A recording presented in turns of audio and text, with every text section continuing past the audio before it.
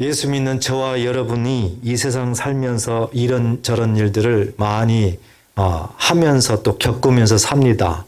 그리고 많은 것들을 결정을 하면서 살아가게 됩니다.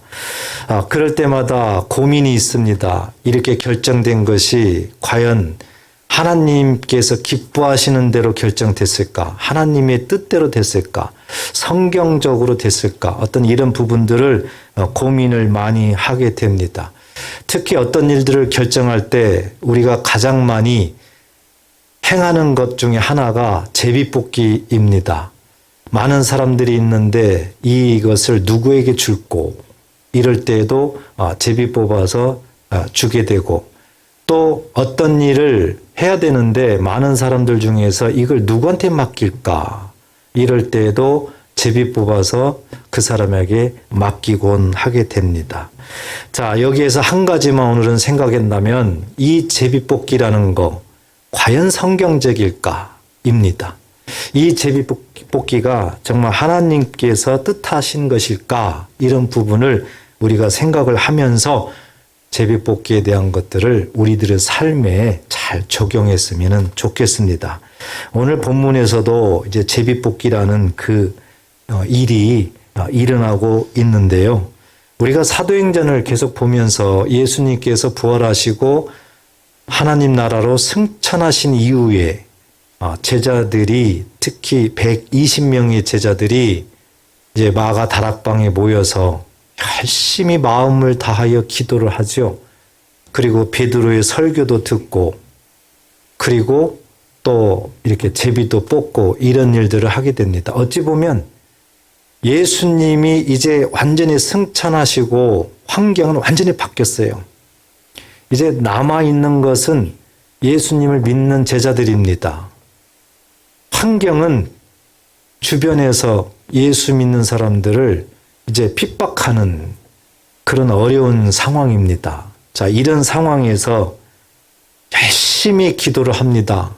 그래서 가장 중요한 것은 늘 삶 속에서 기도가 중요하다. 특히 합심 기도하는 것이 참 중요하다. 우리가 이 부분을 분명히 인식을 해야 됩니다. 그리고 오늘 본문에서 보니까 이제 베드로가 설교를 합니다. 말씀을 듣습니다. 그 설교 내용을 보니까 가룟 유다에 대해서 말을 하게 됩니다. 가룟 유다. 가룟 유다를 조명해줘요. 가룟 유다는 예수님이 12제자 중에 한 사람으로 뽑은 사도입니다. 그래서 예수님과 함께 다른 제자들과 함께 항상 동고동락했던 구체적으로 말하면은 3년 이상을 예수님으로부터 직접 천국에 대해서 배웠던 그런 제자입니다. 그런데 이 가룟 유다가 너무 현실주의자입니다. 물질에 눈이 뜨여 있는 자입니다. 그래서 그가 예수님을 배반을 하게 되죠. 대부분 제자들은 갈릴리 출신들이에요. 바닷가 출신들입니다. 어부 출신들이에요. 그런데 가룟 유다만큼은 그렇지 않아요. 그래서 그런지는 모르겠지만 가룟 유다에게 그 회계를 담당시켰어요. 회계 업무를. 어찌 보면은 조금 바라보는 눈이 달라 수도 있겠죠.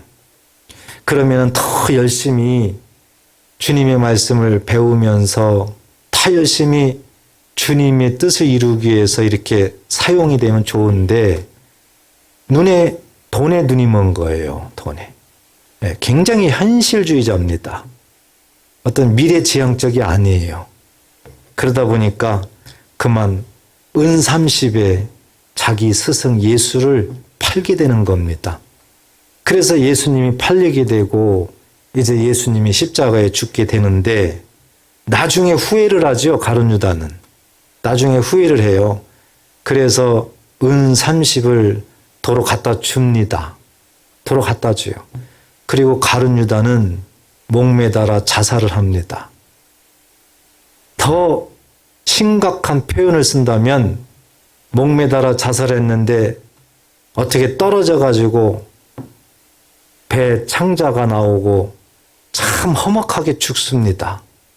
자, 이러한 가룟 유다에 대해서 베드로가 설교를 하는데 오늘 우리가 읽었던 내용 중에 보면은 베드로의 그 핵심은 하나님께서 이미 성경에 예언되어 있는 대로 가룟 유다는 그렇게 됐다는 겁니다. 그래서 시편의 69편, 시편 109편의 말씀을 인용하면서 가룟 유다는 그렇게 갔다. 자, 가룟 유다가 이렇게 된 것은 예수님 앞에 헌신하고 순교하고 뭐 그래서가 아니라는 겁니다.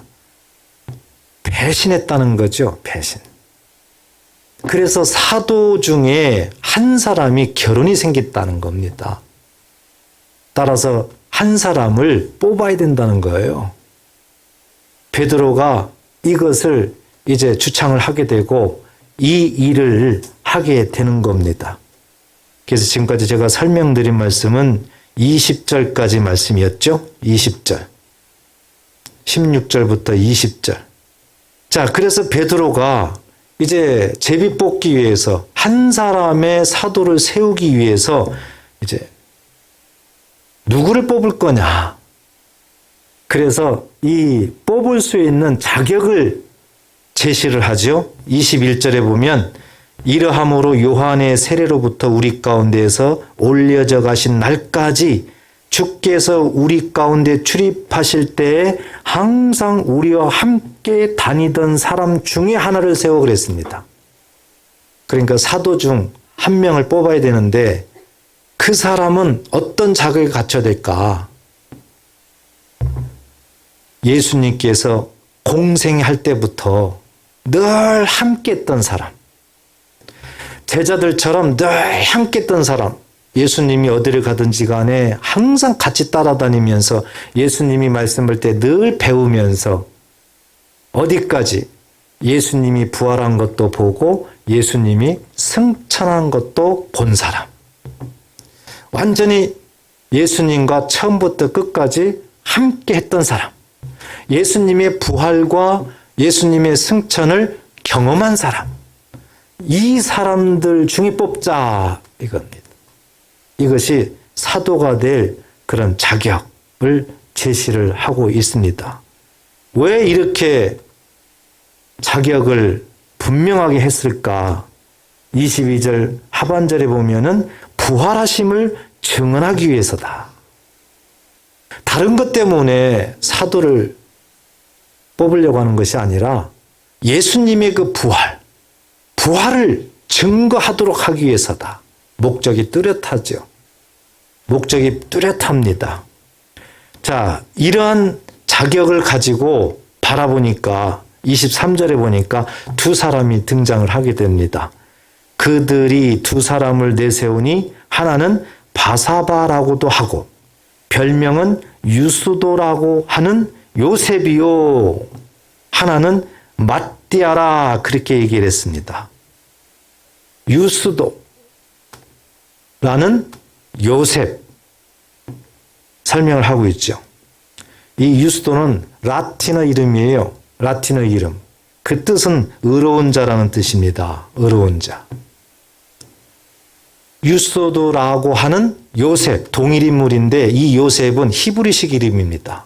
히브리식 이름. 의로운 자.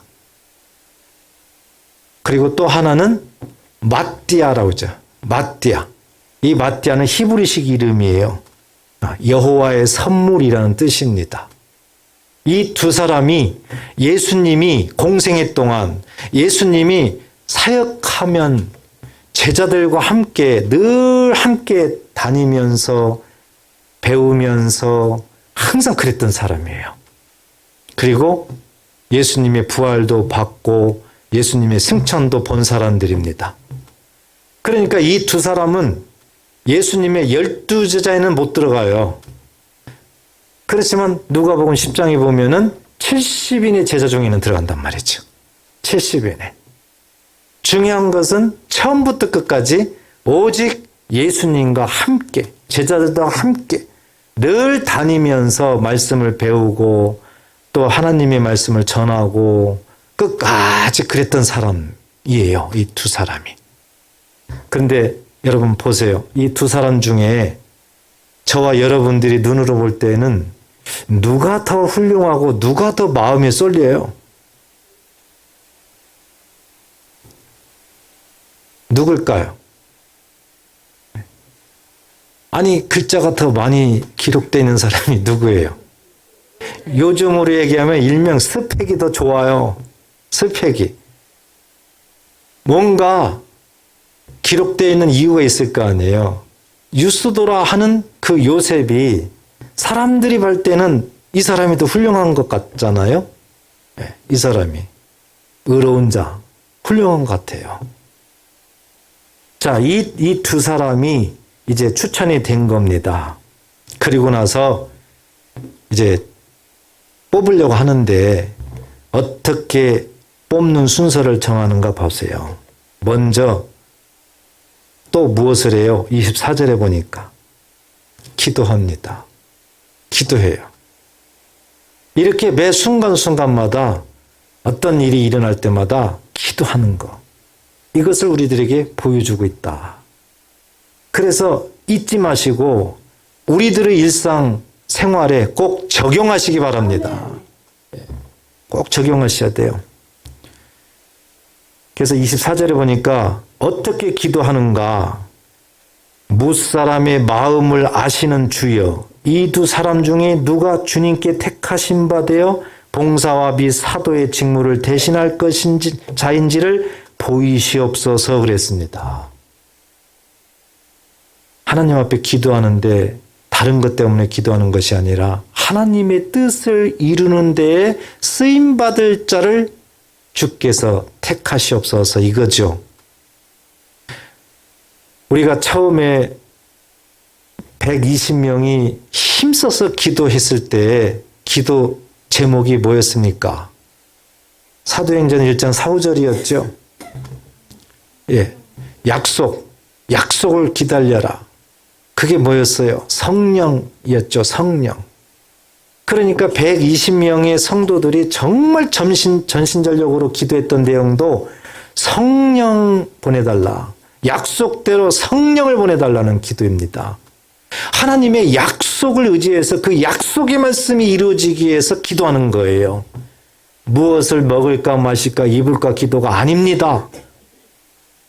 오직 하나님의 뜻을 이루기 위해서 먼저 그의 나라와 그 의를 위해서 기도하는 거예요.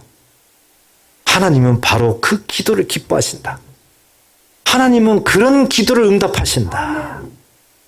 이렇게 한 사도, 결혼되어 있는 사도를 뽑기 위해서 먼저 기도할 때 보니까 또 동일한 기도를 합니다. 예수님의 그 부활을 증거할 수 있는 그러한 사도를 하나님 뽑게 해주세요. 이런 기도를 하는 거예요. 그래서 기도할 때는 늘 약속의 말씀을 이루기 위해서 기도해야 된다. 이것은 절대적입니다. 절대적이에요. 우리가 여기서 한 가지 이제 숙제로 남아있는 것은 그러면 약속이 뭐냐? 저와 여러분들이 약속이 뭐냐 이거예요. 하나님이 주신 약속이 뭐냐 이겁니다. 그 약속이 있어야 약속을 이루게 해달라고 기도하죠. 이렇게 되는 거 아니에요? 그 약속은 바로 성경 말씀이에요. 성경 말씀이라고요. 내가 성경을 안다면, 성경을 읽는다면 약속을 받은 겁니다. 믿으십시오. 너무 허무맹랑하게 나한테는 하나님이 아무 약속도 안 줬는데요. 그러면 성경 안 읽었다는 얘기거든요. 네. 성경 안 읽었다는 얘기예요. 약속이 뭐더라? 네. 성경하고는 담싸고 살아서 그래요. 그래서 성경을 읽어야 되는 거예요. 성경은 하나님 말씀이잖아요. 그래서 늘 성경 읽기에 힘써야 됩니다. 이렇게 한 사람 사도를 뽑기 위해서 열심히 기도하면서 그 기도 제목이 오직 아버지의 뜻을 이루기 위해서 부활을 증거하기 위해서였어요. 자, 이렇게 해서 그들이 행한 것이 이제 26절 보니까 제비를 뽑더라 그랬습니다. 제비를 뽑더라. 여러분, 이렇게 오늘 본문에서도 제비 뽑는 게 나오는데 과연 이게 성경적일까? 과연 제비 뽑는 이 행위가 성경적일까 이 부분을 우리가 알아야 됩니다. 그래서 구약과 신약을 통해서 이 사실을 우리가 발견을 해야 됩니다. 구약 성경을 전체적으로 보면은요, 하나님의 뜻을 알기 위해서 두 가지 방법을 사용했다라고요. 두 가지 방법을.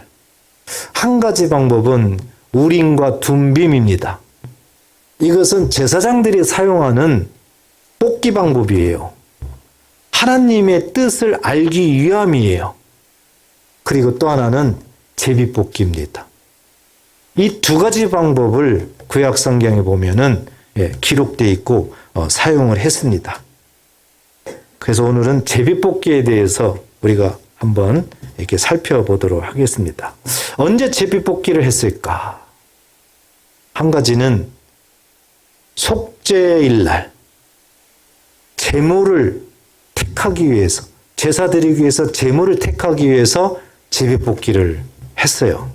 자, 레위기 16장 7절 8절 보면 또 그 두 염소를 가지고 회막문 여호와 앞에 두고 이 두 염소를 이제 준비를 합니다. 8절에 보면 두 염소를 위하여 제비 뽑되. 왜 제비를 뽑아요? 여호와께 바칠 것하고 아사셀에게 보낼 것, 이 두 개를 정해야 되는 거거든요. 이렇게 제물을 어떻게 할까? 이걸 정할 때에 제비를 뽑더라. 구약 성경을 통해서 우리가 이렇게 제비 뽑는 것을 볼 수가 있습니다. 그리고 구약 성경 보면은 이스라엘의 초대 왕을 세울 때도 제비 뽑기를 했어요. 사무엘상 10장 20절에 보면 사무엘이 이에 이스라엘 모든 지파를 가까이 오게 하였더니 베냐민 지파가 뽑혔고 12지파를 전부 다 모았습니다. 그때 제비를 뽑았어요. 그랬더니 베냐민 지파가 뽑혔다.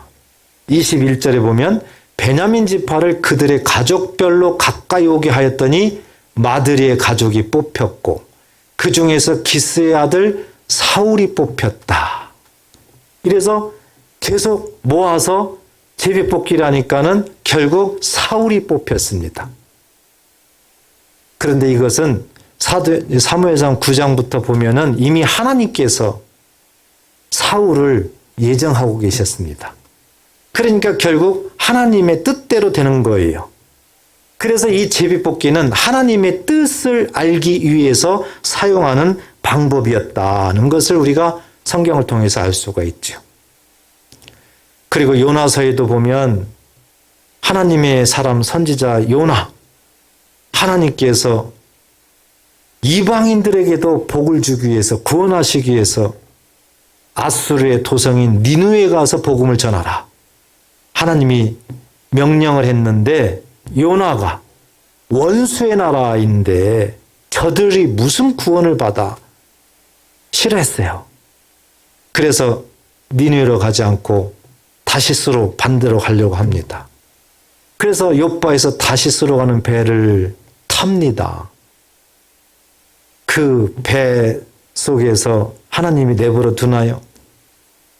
풍랑을 일으킵니다. 풍랑을. 어떻게 할 수 없는 풍랑, 광풍이에요.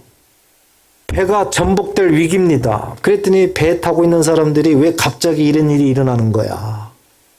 이게 도대체 무슨 일이야? 그런데 요나는 알아요. 왜 이런 일이 일어난 거를 알아요.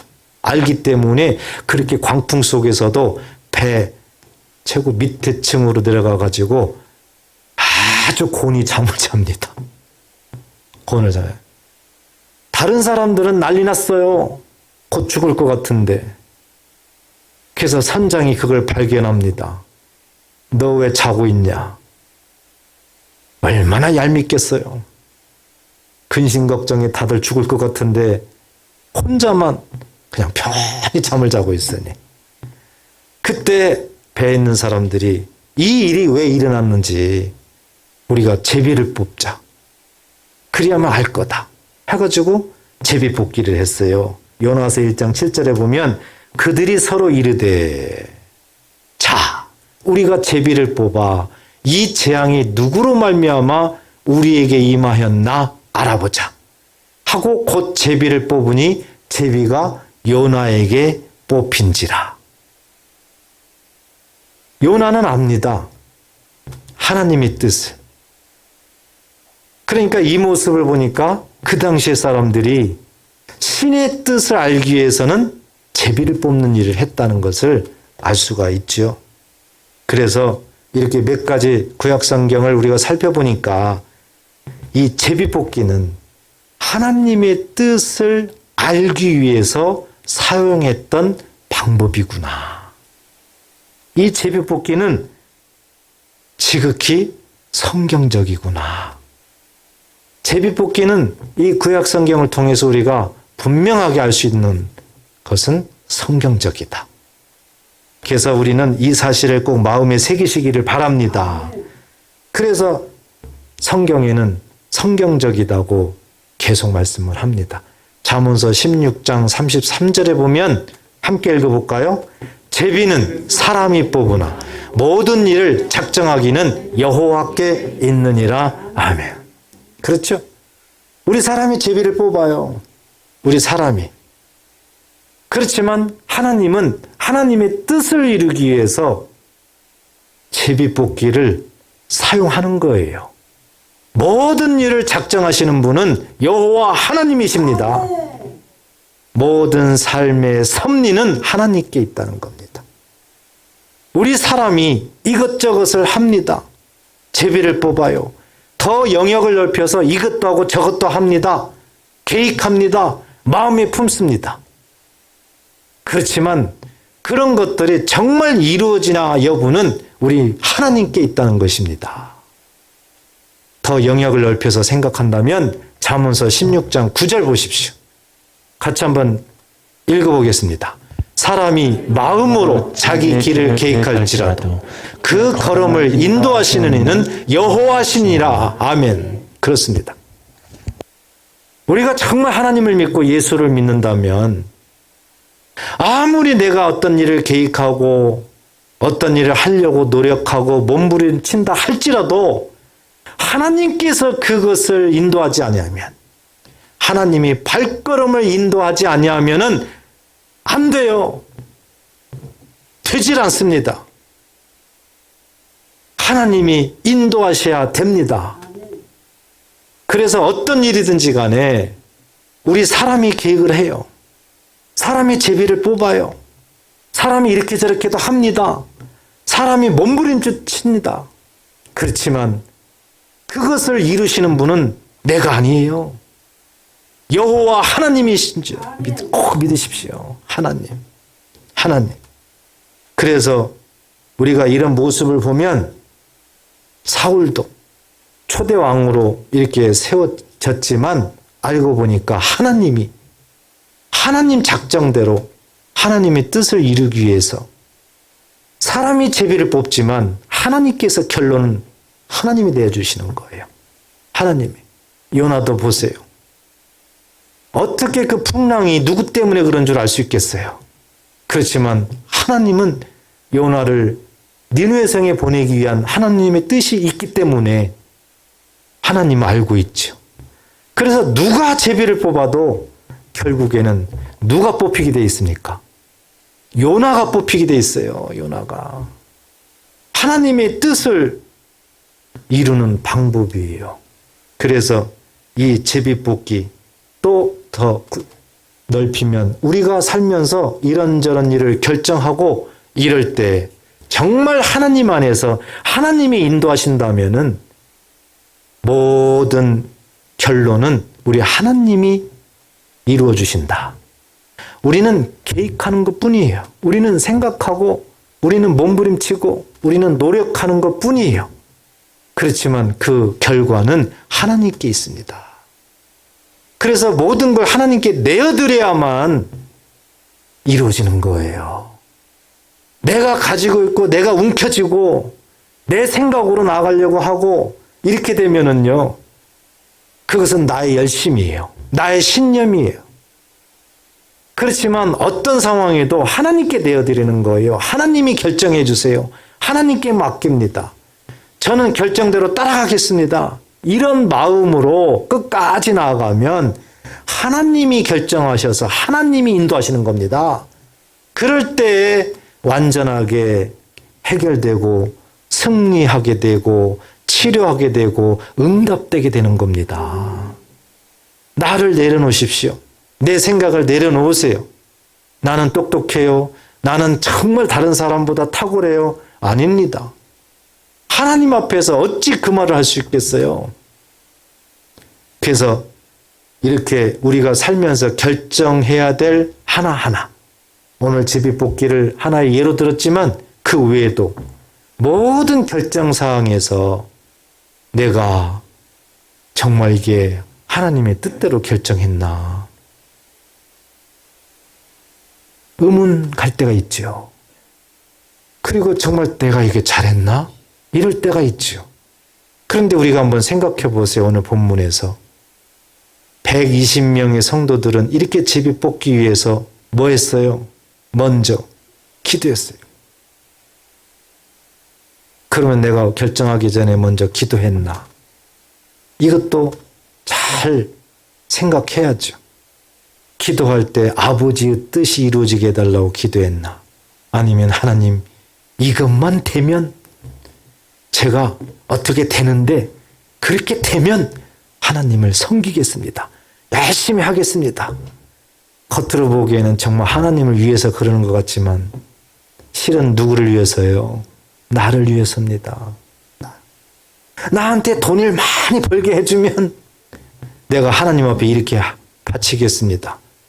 겉으로는 정말 하나님을 위해서 그런 것 같아요. 그런데 나를 위해서입니다.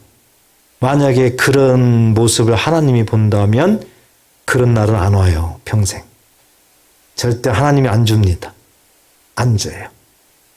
그러니까 나를 놔야 돼요. 나를. 그리고 하나님의 뜻을 우리는 바라봐야 됩니다.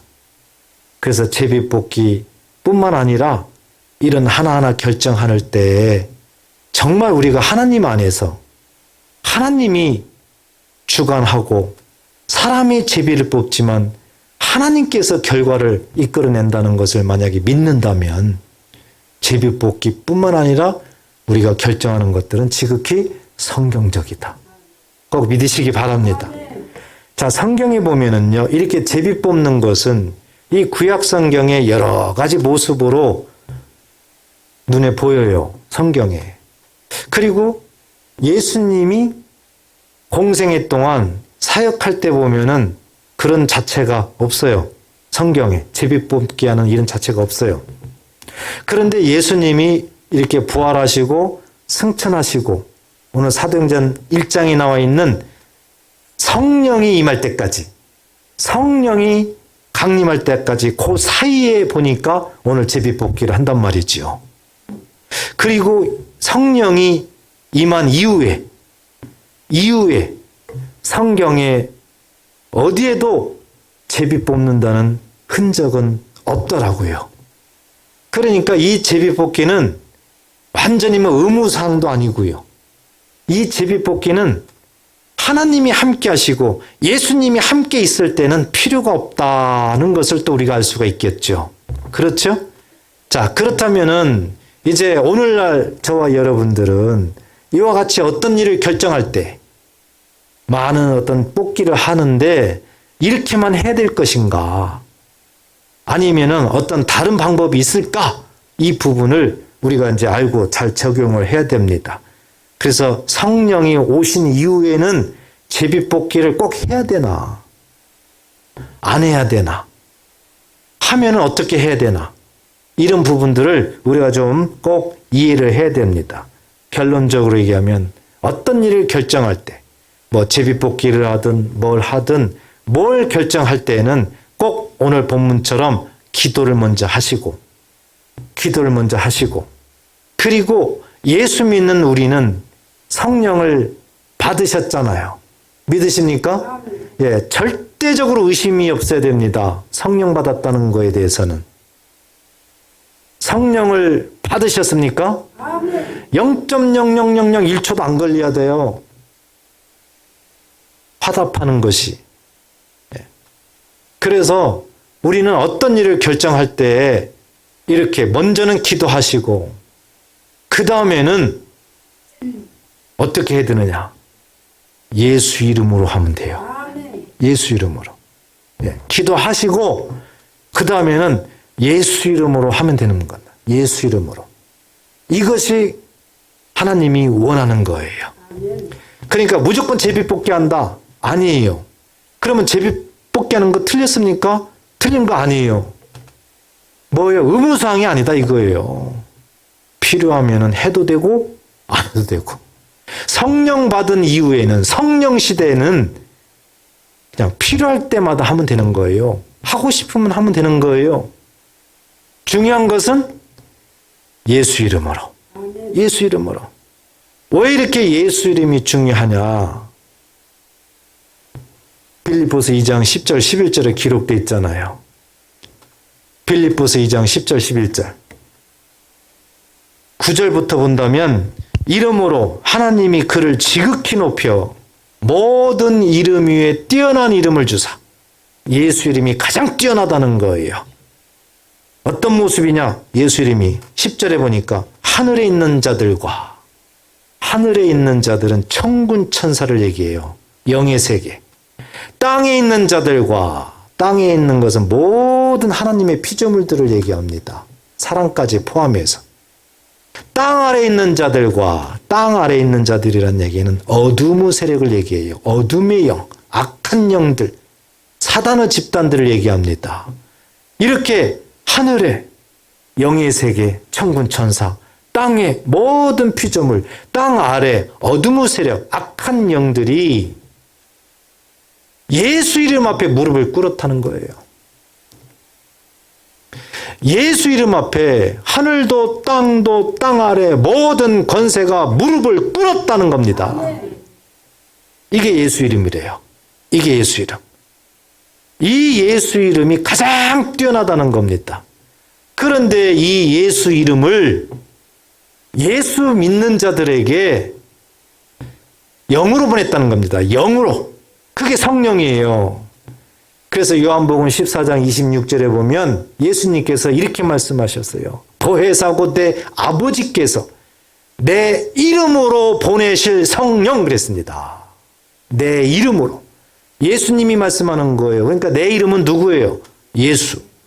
예수 이름으로 성령을 보낸다는 거죠. 그렇기 때문에 성령을 받은 저와 여러분들은 예수 이름으로 우리 안에 이미 있는 거예요. 예수 이름. 그런데 그 예수 이름이 어떤 이름이에요? 하늘도 땅도 땅 아래 모든 권세가 무릎을 꿇은 능력의 이름입니다.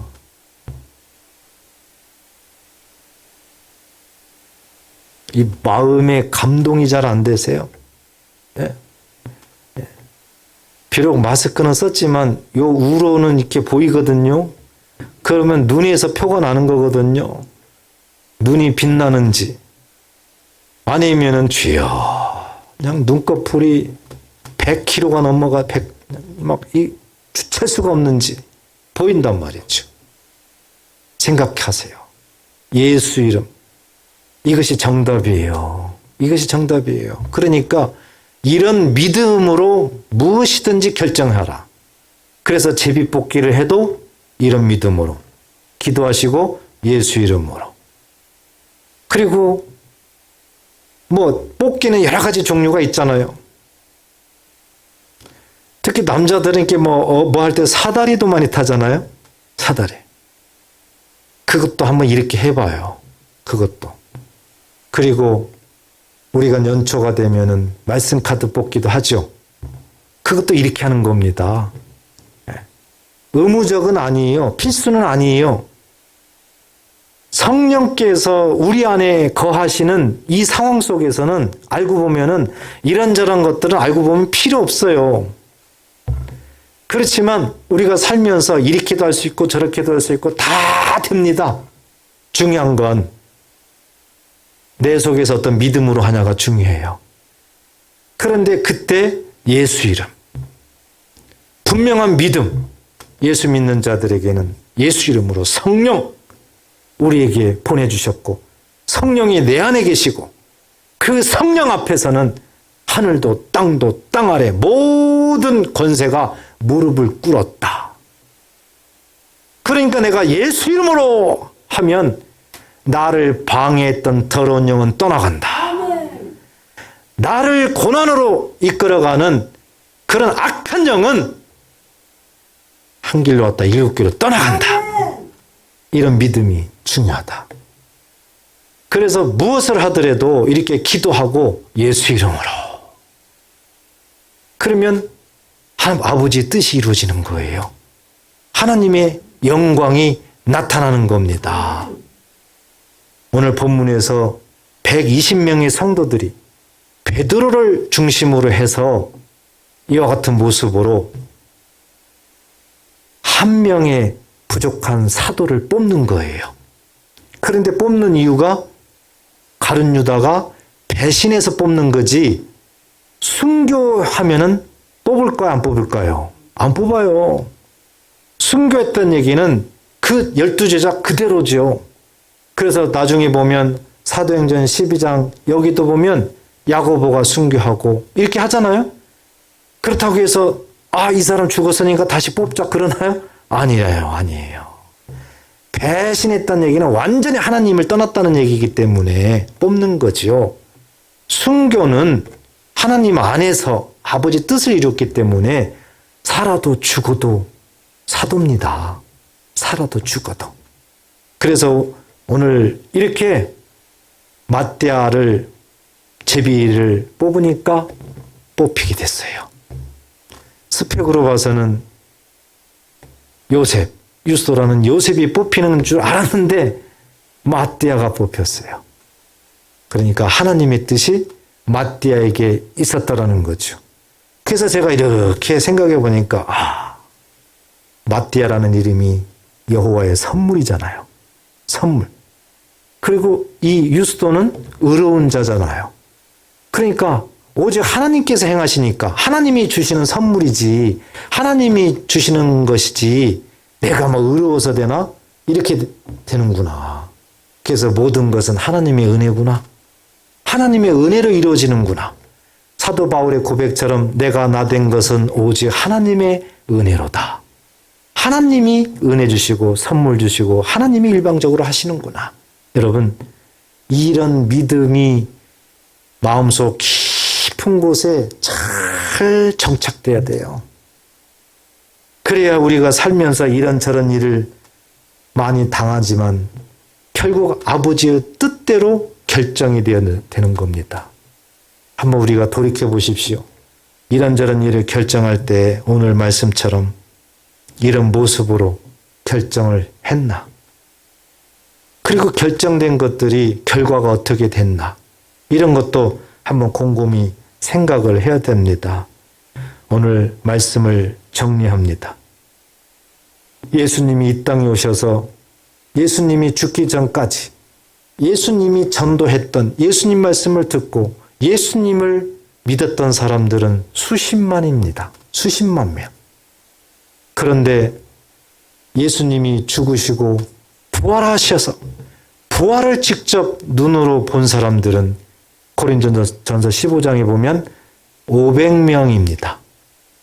그래서 학자들은 예수님의 부활을 본 사람들은 500명에서 1000명 정도 될 것이다. 이렇게 추측을 합니다. 그러니까 500명에서 1000명은 예수님의 십자가 죽음, 예수님의 부활을 직접 눈으로 봤어요. 그래서 그 예수님에 대해서 알고 믿었어요. 그런데 예수님이 승천하실 때, 정말 예수님의 승천을 눈으로 보면서 함께 모여서 예수님의 약속을 기다리면서 말씀을 들으면서 마음과 뜻과 정성을 다해서 아버지의 뜻을 이루려고 했던 사람들은 120명이었어요. 부활을 본 사람들을 1000명이라고 본다면 120명밖에 남지 않았어요. 다른 사람은 다 어디 갔습니까? 예수님 살아 직접 눈으로 본 사람들은 다 어디 갔습니까? 이것이 오늘날 우리에게 또 적용되는 말씀이에요. 그래서 120명의 성도, 비록 그 당시에 초대교회 적은 숫자지만 은혜 받은 사람들 중에서는 가장 적은 숫자지만 이 120명이 정말 성령의 약속을 기다리며 기도하며 하나님의 일을 하며 결국 성령을 받음으로 인해 가지고 이 120명을 통해서 초대교회가 생기게 되고 이 120명을 통해서 하나님의 말씀이 예수님의 부활이 전 세계로 퍼졌다는 사실입니다. 많은 숫자가 아니라 적은 숫자로 인해서 전 세계가 복음화됐다는 사실이에요. 이 120명은 너무 하나님 앞에 소중하고 기쁨이 됐던 사람이에요. 그렇기 때문에 오늘 우리가 이 120명, 비록 적은 숫자지만 끝까지 하나님의 은혜 함께 모여 뭉쳐서 협력해서 간절히 기도하고 오직 약속의 말씀이 이루어지기를 함께 기도하면서 끝까지 포기하지 않고 은혜의 자리를 떠나지 아니하니까 결국 성령께서 이 땅에 약속대로 오셨고 끝까지 남아있는 사람들을 통해서 하나님의 역사는 마음껏 펼쳐지더라. 그리고 그렇게 쓰임받은 사람들은 하나님의 놀라운 복을 받고 그 후손들은 엄청난 복을 받았다는 사실입니다. 우리가 오늘 이 말씀을 마음에 잘 새겨서 어떤 일을 결정하더라도 꼭 기도하시고 예수 이름으로 기도하셔서 필요하면 뽑기도 하시고 필요하면 다른 것도 하시면서 주 안에서 자유롭게 주님과 동행하면서 늘 삶을 사시기를 주의 이름으로 축복합니다. 기도하겠습니다.